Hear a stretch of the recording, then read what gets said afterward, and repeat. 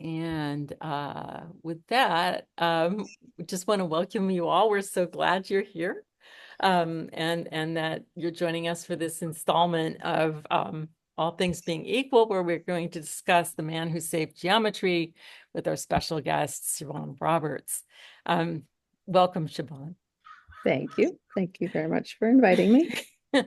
Pleasure to be here. It's a pleasure to have you. Before continuing with the introductions, which I'll have shortly, I just want to first say a few words, since I know a lot of folks haven't done this before, about the origin and aim of the series, and to set the stage for a discussion tonight. I founded our nonprofit Truth and Art last year, with the idea that art plus conversation can lead to a better, more equitable world. And I wanted to build off the experience of pairing my live show Truth Values with discussions about equality in STEM. And to further experiment with that idea, given that we're now making a documentary that's related, I thought it'd be great to discuss existing films on this topic in a series I would call All Things Being Equal, which is this. And at that same time, I had the good fortune to be invited to a series of discussions that happened to be on climate change, that were done in what they called an Ubuntu style. And I found these to be the most inclusive, most equitable discussions I'd ever experienced. And so I wanted to incorporate that into our series. Ubuntu philosophy comes from an African proverb: I am because we are, and because we are, I am. It's a way to weave our presence with one another, our thoughts, our sharing into a welcoming, compassionate, and inclusive tapestry. It's a way, I want to actually thank my co-host, Maiko, for describing it as a practice and a tapestry. I think it's a wonderful description and very apt. And now I'd like to invite her to speak to us about guidelines to use the principles as we speak with one another tonight. Thank you, Gioia. Hello, everyone. I am Maiko. And I would like to remind all of us about the principle that we are going to use today. So tonight we approach the conversation with the intention to come together as a community. And in this room, we bear witness to each other's different experiences, different points of view, and feelings and thoughts. And in order to do this, we make room for everyone to share before anyone else shares more than once. And we share the respect of one another's time. So we stick to a 1 hour time container. During our time together, we listen generously. And when we invite the next person to speak, we call on the other person by name and we say we invite you to ask your question or to share your thoughts. So this is the principle that we are going to use today. Shall I also go over the structure of tonight's event at this point, if you want. Gioia? Yeah, sure. Yeah, you'd like. Yeah. Just to orient all of us. So tonight, after this introduction, we will have first Gioia and I will be interviewing Siobhan over the documentary film and about her personal work. And then at around 8:30, we try to switch to audience Q&A so that you will also ask questions. And then, if time permits, we do have one interesting reflective question for everyone in this room to participate if we get the chance. And then we close our time together. So back to you, Gioia. Thank you so much, Maiko. Appreciate that. So now I am so delighted to introduce our special guest, Siobhan Roberts. Her bio is so illustrious. I can hardly do her justice in a short description, but I'm going to try. She's a Canadian author and science journalist. She's currently the inaugural journalist in residence at the Simons Laufer Mathematical Sciences Institute in Berkeley. She's a regular contributor to the New York Times and author of several books, including a new edition of her biography of Donald Coxeter, the man who saved geometry, same title as our film tonight, and a new edition of her biography, Genius at Play, of John Horton Conway, with paired cover designs that will be published by Princeton University Press at the end of the next month. Siobhan has also contributed to Quanta, The New Yorker, The Mathematical Intelligencer, MIT's Technology Review, The Walrus, The Globe and Mail, The Toronto Star, among many others. She's won many awards, the JPBM Communications Award for Expository and Popular Books, bestowed by the American Mathematical Society and the Mathematical Association of America. Genius at Play was longlisted for the RBC Taylor Prize for Literary Nonfiction and the BC National Award for Canadian Nonfiction, and she's also won a number of national magazine awards. And of course, we have to add something a little more quirky and personal, which is what we especially like around here. So Siobhan arrived at journalism via working in a bakery and as a barista and managing a pick-your-own-strawberry patch, painting houses, working as a museum curatorial assistant, accessioning frightful anatomical wax medical models, and having had a few other roles in documentary films as a researcher, a production coordinator on features and series such as Punch Like a Girl. So I'm trying to do you justice. Thank you so much, Gioia. Siobhan. That's a very generous introduction. So welcome. This is my life. I also want to mention that we are so excited. We have some friends of Siobhan's who are in the film who are joining us tonight that I want to welcome. I think Yes, Doris Schatz-Schneider is here. Welcome, Doris. This is we're so honored to have you here. And Marjorie, I think is here as well. Marjorie, and I hope I'm saying your name correctly, Marjorie Seneschal is here. And it's so exciting to have you here with us. And I hope that you might, if you feel comfortable, you might jump in our Q&A during that time. That would be great if you'd like to contribute to that. So with that, I think, and also Glenn Smith is here. He's here. Oh, yes, he is okay, here. Glenn. Yes, indeed. Yeah, welcome, Glenn. Great to see you. I had trouble with the connection. I apologize. Oh no, that's okay. That's great. Oh wow, I'm very honored to have you all here. So I guess we'll get started with our question. We wanted to start by asking you, Siobhan, about your journey, your relationship to mathematics. You write so many wonderful articles and books about mathematics and mathematical people, and we wondered what your relationship was there that got that ball rolling. Right. Well, it was a bit unexpected. I definitely loved math in grade school and took all the math courses I could through high school. By that point, it was my worst subject. So I ended up pursuing a degree in history. And then I did journalism, and through a journalistic piece I wrote on the Archimedes palimpsest, this great ancient mathematician Archimedes, that sort of immersed me in, or sent me down a rabbit hole for mathematics. And I literally Googled Toronto mathematician after having written this piece on the Archimedes palimpsest, which was just being sold at auction at Christie's in New York in 2000. So then I thought, well, there must be lots of other mathematical stories. And so I Googled Toronto mathematician, and the name that popped up all over the place was none other than Donald Coxeter.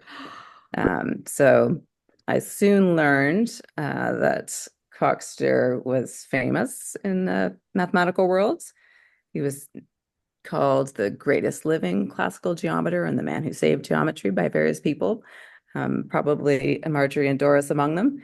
And so I wrote a piece for a newspaper I was working for at the time, and then it became clear that there was a bigger story there. So I wrote a magazine profile of Coxeter, and then an agent got in touch and said, do you think, there's a book here? And so I sold the book proposal in Canada and the US and Italy and Greece and England and Japan. And, I was truly riding on Coxeter's coattails for the first 10 years of my career as a math and science journalist. Oh, wow. So Coxeter got you started. Very much so. Yeah. So how appropriate that we're talking about that tonight. That's fascinating. Um, wow. Maiko, I think the next question is yours. Yes. So you are a writer, which is a form of artwork, and then you also explore a lot of mathematical people and mathematical topics. Currently, how do you view the connection between math and writing, or math and art in general? Do you have any thoughts on that? Yeah, over the years, I've really come to see mathematics as an art, I would say. I think that's how many mathematicians see it themselves. Mathematicians are striving for beauty and simplicity and elegance. I've also seen parallels in how I write something in terms of it being sort of this creative puzzle where I'll start with a snippet of an idea, something catches my attention, and then I'll, investigate sort of in an iterative, circular way. And then I'm trying to figure out the puzzle, and often I have an endpoint in mind, and so I'm trying to triangulate towards the end. And I think, especially in talking to John Horton Conway for my latest biography, I came to see that process as similar to the mathematical process of, exploring properties and relationships and trying to prove something and, honing your argument and having the most beautiful, simple argument. So I sort of see them as, very much related fields, although on the surface they might seem different. I see. That's so interesting. Almost really like parallel. Yeah, And interesting how that's also in the film, how Coxeter also thought of math as art. definitely. Yeah. Oh, fascinating. And he really appreciated art. He was, literature, visual art. And he wrote He music. and he wrote music. Yes, he invented a language, Amalabian, when he was a youngster. So he was very creative in a number of different ways. Wow, amazing. I think we wanted to venture a little bit now into asking you about the film. So you wrote about him. You wrote an article, then turned into a book, and we wondered how that came about. Well, I would say that I'm very visually oriented myself. So, when I was doing my history degree, my favorite courses were offered by one professor, and they were called art and ideology courses. So you were exploring, sort of the art used by the Maoist regime or in, Stalinist Russia.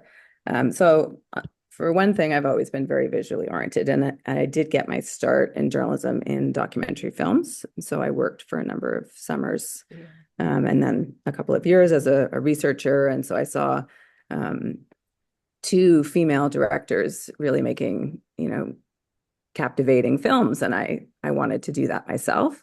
And then I sort of had an opportunity to work at this new newspaper that started up in Toronto. So then I went back to my first love in journalism, which was magazine writing and wanting to write long, deep, immersively researched pieces. But when I came upon Coxeter, I had ultimately the book project going.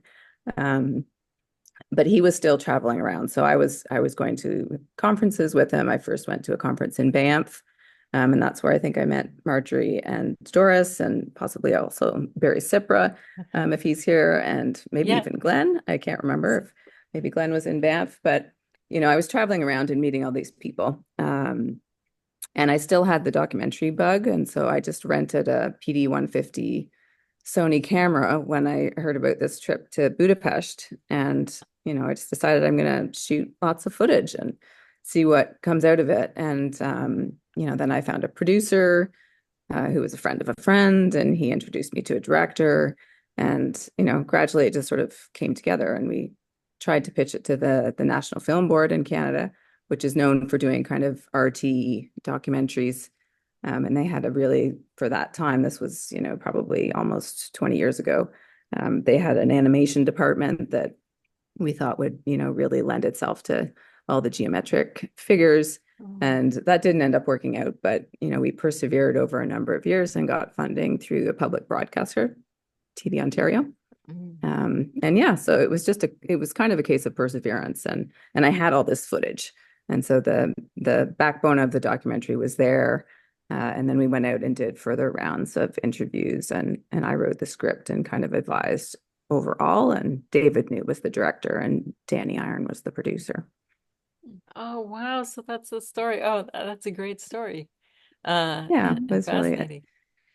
Um, yes, Can I Maiko, ask next. a follow-up question? Am I Yes. right to understand that the book project and the documentary were actually taking place hand in hand, rather than book was complete and then film? It was. Yeah, they were sort of in tandem. The book ended up coming out before the film. So the book came out in 2006 and the film in 2009. Yeah, so it was sort of feeding into each other, and definitely, I'd be doing journalistic research, and that would also inform the film research. And I see. Oh, that's interesting. And Maiko, now, yes, I do have a go question ahead. about Yeah. Coxeter. Yes. So you actually already touched upon how the movie about Coxeter came into existence. But when you first learned about Coxeter as a Toronto mathematician, what convinced you to really go ahead and dive deep into his work and his life? What was the connection point for you? Well, he was extremely passionate about what he was doing. Here was this 95, he was probably 93 when I met him. So he was an old man, and he was still going into his office every day and at the university. And he was traveling, and I was just really taken with his passion and his perseverance. Um, and also, I think the visual element, like I did find it interesting, what he was captivated by in terms of his own geometry.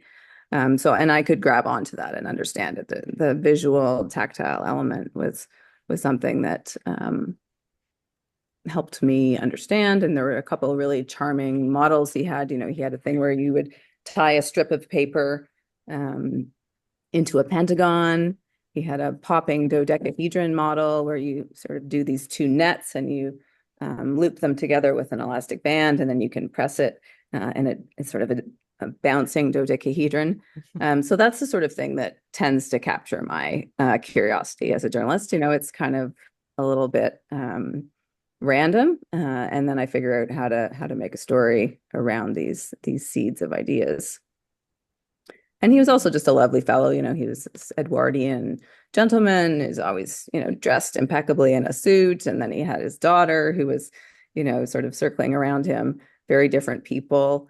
On some level, they needed help. And so what started as me as a journalist going in and talking to him many, many times, it sort of became an opportunity for respite. And so when I would arrive to do more book research, his daughter Susan would go out and have some time on her own. So it was kind of strange that way, in terms of, as a journalist, you usually try and keep your distance and not get attached to your subject. But definitely by the time I was doing the book, I would say, become a friend of sorts of Coxeter's and Susan's. And so I was just sort of embedded in their life.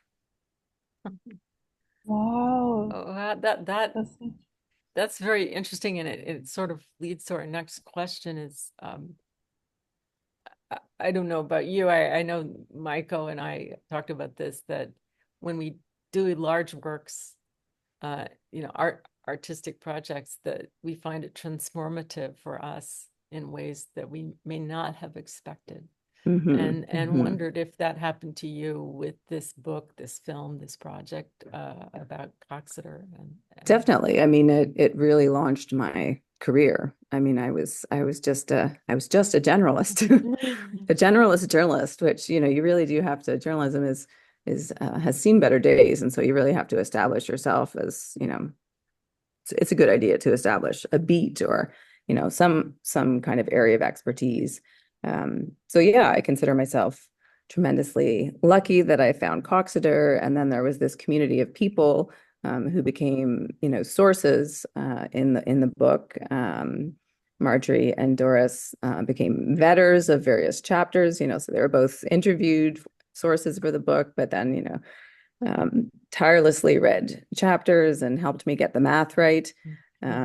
And similarly, John Horton Conway was just, you know, tremendously generous in terms of the time he gave me. Like, I sat by his side with my tape recorder, which he called, you know, that damned machine. But he loved it. And he just, you know, gave me endless amounts of time. And that's really the only way that I've been able to sort of, you know, develop my signature style, if you will, as a math writer, because you know, I'm a generalist and I have a certain intuition for the subject, I guess. Maybe I have my threshold is a bit higher than the average person for math and geometry, but I really am dependent on all my sources. So it developed a career for you and sources and a community around you. Definitely. And also you became a friend with the subject. And many people in the community. Yeah. Yep. Let me see if I